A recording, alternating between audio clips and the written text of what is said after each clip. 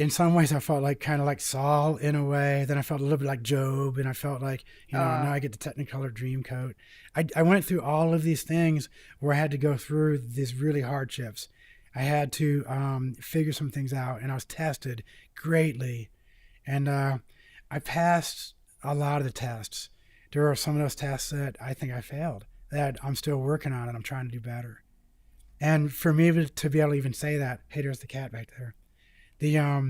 For me to be able to say that I am held steadfast in my beliefs, and I read through there, and it's grounded in morality, it's grounded in truth, it's grounded in ethical decisions and all kinds of things, And if you don't have that, then you're a ship out in the ocean with no rudder, And people will make fun of Christians, and they'll make fun of me reading the Bible, because I do it just, if I'm waiting somewhere, I always have my little pocket Bible. It's a motorcycle club Bible. It has a little motorcycle on it, says Biker's Bible. And it's one I carried around with me for a long time. And then I stopped. And I wish I would have kept doing that, because I think that's what really grounded me. But I just pull it out and I start reading it. And, when people look at me and they scoff, it's almost like, Christians. It's like they say with white people, white people, Christians. It's like, why? Why can't I have my belief? It's my belief. It's my personal belief. I'm not saying anything to anybody else because I'm standing there reading the Bible. I'm sitting there in a waiting room reading the Bible. It does nothing to you, They just arrested some lady. Was it in Canada? She was standing outside of an abortion clinic. I saw that. No, I don't think that was Canada. I think that was the UK. Oh, it was UK. Yeah, it was the UK. Yeah. Yeah.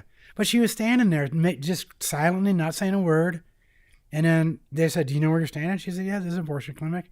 Well, what are you doing? She says, I'm just standing here minding my business. And they were like, are you praying? She says, yes. I said, well, if they ask me that, I pray all the time.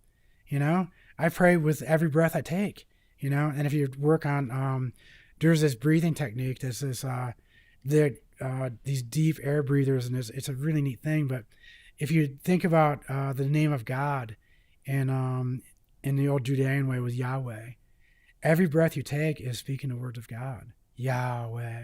When you're breathing, you're saying the words of God. Oh, that's cool. That's on purpose. I haven't heard that before. That's cool. So, yeah. And so I purposely breathe the name of God with every breath I take, And you're going to tell me that now if I go anywhere near an abortion clinic and I'm breathing, they're going to arrest me? Come on. The person was just standing there. What are they doing? Not threatening me, anybody, not talking to anybody, not doing it, just standing there. So how far are they going to push this? That's the question I have. Mm-hmm. Now, I do think that that's the danger, and that's the danger to themselves. So this entire movement that's pushing so hard, they're going to push it so hard and it's going to go so far that there's going to be backlash. And the backlash is going to be as much or probably even more brutal than what you're doing to everyone right now. And it's not a threat. It's not even a warning. It's just a study of history. And when I study history, you see it all the time. You see that the oppressed become the oppressors. And if you have a whole group of people right now that are policing language, that they're arresting people for standing around, that they're arresting people because they used the wrong pronoun, who's being oppressed?